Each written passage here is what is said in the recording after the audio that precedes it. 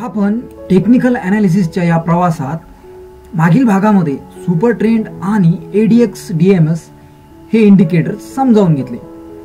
आता या भागात आपण आणखी एक महत्त्वाचा इंडिकेटर बघूया, तो म्हणजे मूव्हिंग ॲव्हरेज होय। मूव्हिंग ॲव्हरेज एक खूप प्रसिद्ध असा इंडिकेटर आहे। टेक्निकल ॲनालिसिस मध्ये या इंडिकेटरला अत्यंत महत्त्वाचं स्थान आहे। इक्विटी, फ्युचर, ऑप्शन, करन्सी आणि कमोडिटी अशा सर्वच सेगमेंटमध्ये याचा चांगला उपयोग होतो। त्यामुळे बहुतांश ट्रेडर्स कडून हाच इंडिकेटर सर्वात जास्त वापरला जातो। मूव्हिंग ॲव्हरेज हा एक ट्रेंड फॉलोइंग म्हणजे लॅगिंग इंडिकेटर आहे। मूव्हिंग ॲव्हरेज मागील कॅन्डलच्या प्राइसचा ॲव्हरेज करतो। तो त्याचे कॅल्क्युलेशन करून पुढील प्राइस मूवमेंट म्हणजे ट्रेंडची दिशा देतो। मूव्हिंग ॲव्हरेज मध्ये दोन प्रकार आहेत, एक SMA म्हणजे सिंपल मूव्हिंग ॲव्हरेज, तर दुसरा EMA म्हणजे एक्सपोनेन्शियल मूव्हिंग ॲव्हरेज होय। परंतु यापैकी सिंपल मूव्हिंग ॲव्हरेजचाच ट्रेडर्स द्वारे जास्त प्रमाणात वापर केला जातो, म्हणून SMA म्हणजे सिंपल मूव्हिंग ॲव्हरेज आता बघूया। SMA म्हणजे सिंपल मूव्हिंग ॲव्हरेज। चार्ट नुसार मूव्हिंग ॲव्हरेज सेटिंग मध्ये 10 कॅन्डलचा पिरियड घेतला असेल तर चालू कॅन्डल पासून मागील 10 कॅन्डलच्या प्राइसचा ॲव्हरेज काढला जाईल, म्हणजे मागील 10 कॅन्डलच्या प्राइसची बेरीज भागिले 10। जशी एक कॅन्डल पुढे सरकली जाईल तशी मागील एक कॅन्डल कमी होत जाईल। मूवमेंट नुसार 10 कॅन्डलच्या प्राइसचाच ॲव्हरेज घेतला जाईल। मूवमेंट नुसार तयार होणाऱ्या कॅन्डलची ॲव्हरेज प्राइस म्हणजे सिंपल मूव्हिंग ॲव्हरेज होय। ट्रेडिंग प्लॅटफॉर्म मध्ये स्टडी मेनू मधून मूव्हिंग ॲव्हरेज इंडिकेटर घेतल्यानंतर आपल्या समोर सेटिंग विंडो येईल। त्यामध्ये पिरियड म्हणजे किती कॅन्डल काउंट करावयाचे आहेत त्याचा आकडा, फील्ड म्हणजे कॅन्डलची कोणती प्राइस घ्यावयाची आहे, ओपन, हाय, लो किंवा क्लोज, तर येथे क्लोजिंग प्राइस शक्यतो घेतली जाते। आणि टाइप म्हणजे कुठल्या प्रकारचा मूव्हिंग ॲव्हरेज, तर येथे सिंपल मूव्हिंग ॲव्हरेज घ्यावा। आणि मूव्हिंग ॲव्हरेज लाईनचा कलर, मूव्हिंग ॲव्हरेज वापरताना सेटिंग मध्ये पिरियड हा 7, 14, 21, 50, 100 या प्रकारे ठेवला जातो। परंतु मूव्हिंग ॲव्हरेज इंडिकेटर वापरताना बहुतांश ट्रेडर्स कडून इंट्राडे, पोझिशनल आणि लॉंग टर्म साठी पिरियड व टाइम फ्रेमची सेटिंग साधारणपणे निश्चित आहे।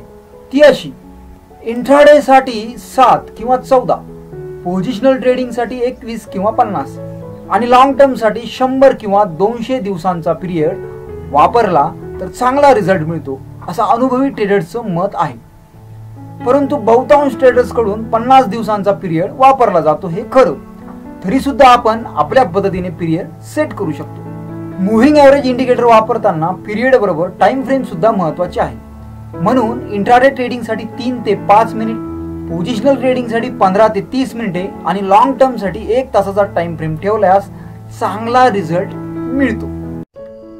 मूव्हिंग ॲव्हरेज चालू मार्केटला कसं काम करतं ते आता आपण बघूया।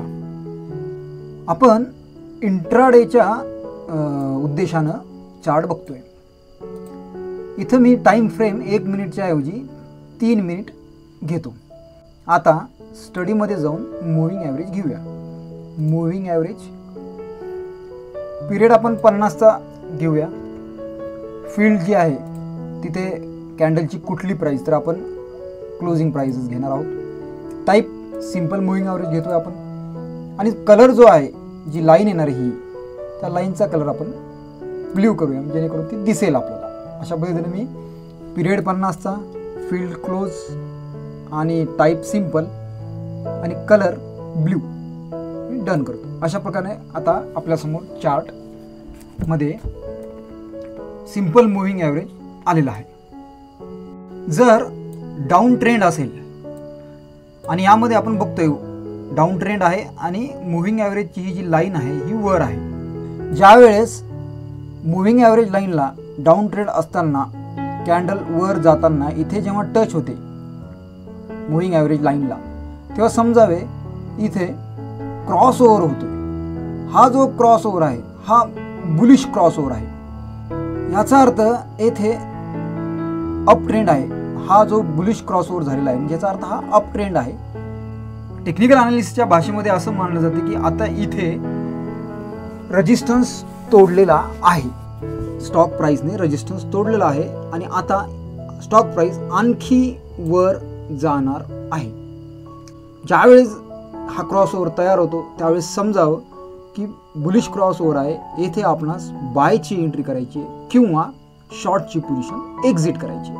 हा झाला बुलिश क्रॉसओव्हर. तसेच ज्या वेळेस अप ट्रेंड असेल आणि मुव्हिंग ॲव्हरेजची लाईन ही खाली असेल आणि ट्रेंड चालू असताना अचानक कॅन्डल खालचा दिशा धरते, खालचा ट्रेंड धरते आणि खाली येताना ही जी कॅन्डल आहे ही मुव्हिंग ॲव्हरेजच्या लाईनला इथे टच होते, तेव्हा समजा इथं बेरिश क्रॉसओव्हर होतोय. आणि हा जो बेरिश क्रॉसओव्हर आहे याचा अर्थ असा आहे, असं मानलं जातं की येथे सपोर्ट तोडलेला आहे, म्हणजे आता स्टॉक प्राइस आणखी खाली जाणार. येथे शॉर्टची एंट्री किंवा बायची पोझिशन एक्झिट करण्यात येते. अशा पद्धतीने आपण ह्या भागामध्ये मुव्हिंग ॲव्हरेज हा इंडिकेटर समजून घेतला. आता पुढील भागामध्ये आपण MACD हा इंडिकेटर बघूया.